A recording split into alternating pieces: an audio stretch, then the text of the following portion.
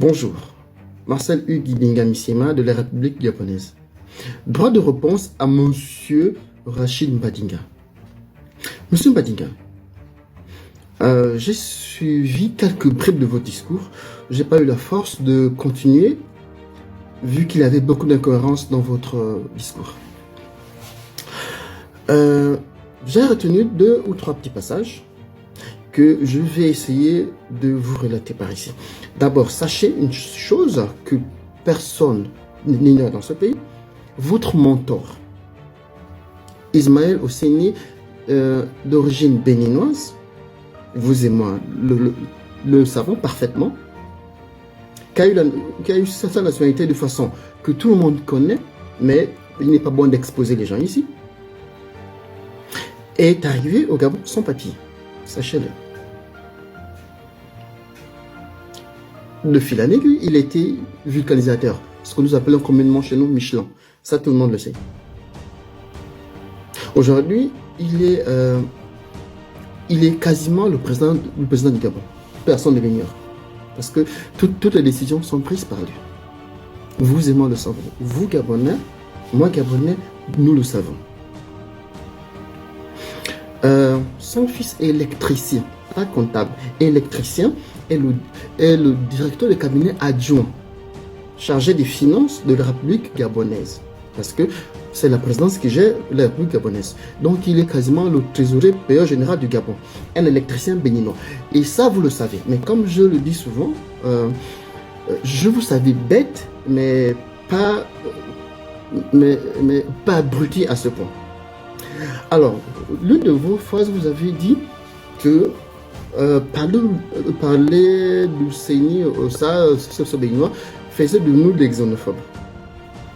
Et que dans le discours des compatriotes qui dénonçaient, sans son implication aux plus hautes affaires de l'État, était faire preuve de xénophobie. Je suis désolé, mais j'ai l'impression que c'est vous qui avez un problème. Je n'ai pas pu avoir votre CV, c'est-à-dire connaître vos compétences, ce que vous avez fait comme études, et pour essayer d'analyser votre niveau de réflexion, mais j'ai l'impression qu'il est vraiment bas, et j'en ai honte pour vous. Mais c'est pas grave. Donc il a des apprêtés au sommet de l'État, et vous êtes parmi ces personnes. Et la deuxième idiotie que vous avez sortie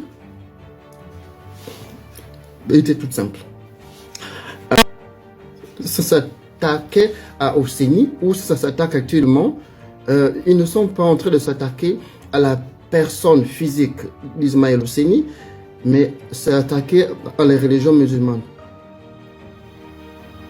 Monsieur Mbadinga Rachid, vous êtes d'un abrutissement substantiel. C'est terrible. Dans notre pays, il y a des musulmans instruits. Il y a des musulmans qui ont le verbe. Il y a des musulmans qui réfléchissent. Je ne sais pas votre rôle dans ça, mais je vous dis, vous avez des problèmes, il faut rectifier. Le Gabon ne vous appartient pas. Moi, je suis clair dans mes propos, je ne biaise pas dans ce que je dis. Maintenant, si vous estimez que parler d'Ismaël Hosseini ou ça, c'est en fait mettre en péril la religion musulmane au Gabon, ça veut dire que la personne physique qu'est Ismaël Hosseini devient une personne morale, la religion musulmane au Gabon. Donc le jour où on va chasser, parce que on va le faire. Le jour où on va chasser Ismaël Hosseini et ses parents du Gabon, tous les musulmans du Gabon seront dans le bateau. Si c'est le cas, dites-le moi en commentaire, on va aviser parce que nous sommes prêts à le faire. Le Gabon, c'est encore notre pays. Et que vous le vouliez ou non, nous allons changer ce pays cette année. Deuxième dérapage d'un de vos collaborateurs ou de vos sujets. J'ai rien contre personne.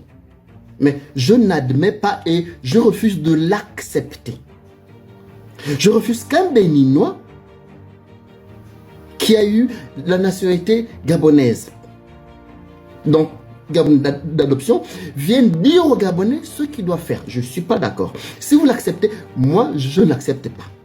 Le Gabon, c'est encore chez nous et nous avons des valeurs. Nous vous accueillons, respectons-nous. Pourquoi ce Béninois va venir dire aux gens, je suis, c'est pas trop conseiller du Rachid, du Reich musulman, donc j'invite tous mes frères à aller s'enrôler. Le Gabon, c'est notre pays. Le Gabon, c'est pas votre pays. Votre pays, c'est le Bénin.